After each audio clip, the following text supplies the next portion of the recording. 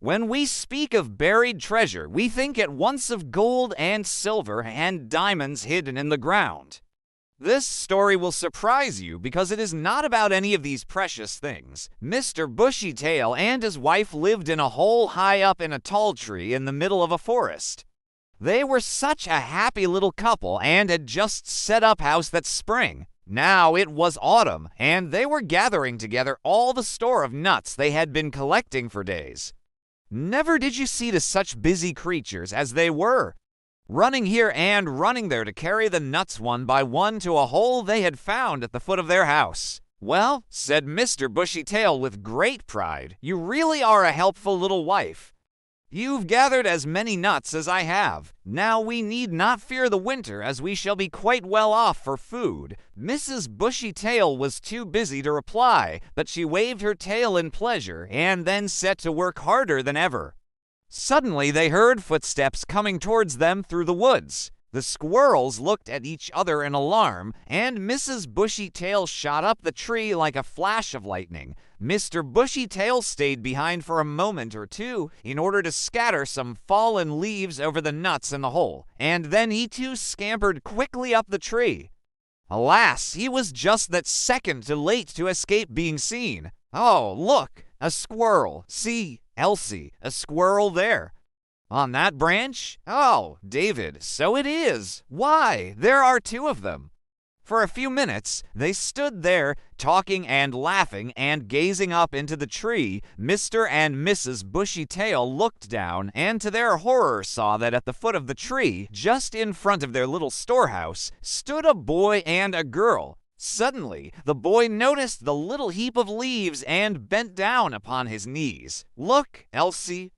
Look at what they have been doing. Nuts," said Elsie. "They were hiding them when we came along. They are watching us now to see what we will do." Two pairs of bright little eyes kept watching David as he picked up a nut from the hole, cracked it with his teeth, and began to munch. "Try one, Elsie." The girl picked up a large nut, but suddenly dropped it again into the hole.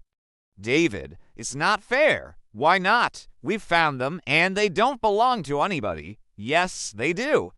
They belong to the squirrels, but squirrels are not people." "No, David, the squirrels have worked hard to gather these nuts, and this is their winter store. Without them, they cannot get food during the cold months. They might starve to death if they cannot find them. Think of what we should feel like if we lived in a hut in a wood and some great giant came along and stole all the food we had stored for the winter." David dropped the second nut he was holding and looked a bit ashamed. "It does seem rather mean," he said. "I didn't think of it like that." "I'll tell you what we'll do," said Elsie. "Let's cover the nuts with the leaves again, and then hide behind a tree and see what happens, right?"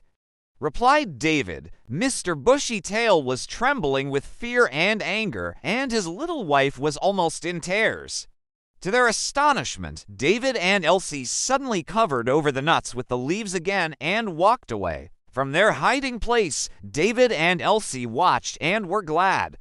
"I'm so pleased we didn't rob their little bank," said David. "Yes, so am I," replied Elsie. "They are safe now for the winter. Isn't it fun to know where their store is hidden?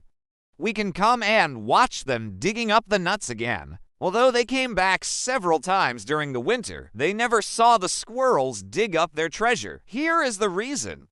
Shortly after David and Elsie had gone home, Mr. Bushy Tail said to his wife, "Those two giants will come back to annoy us again. I'm sure of it. We must move to another tree tonight. There is no time like the present." In the light of the moon, the two little squirrels dug up all their winter hoard and moved it to a hollow tree in another part of the wood.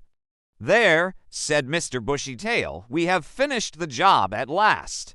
Now we are safe. We can enjoy long sleeps during the winter, and when we waken now and then, our food will be fine and handy." That is why David and Elsie never saw the squirrels again.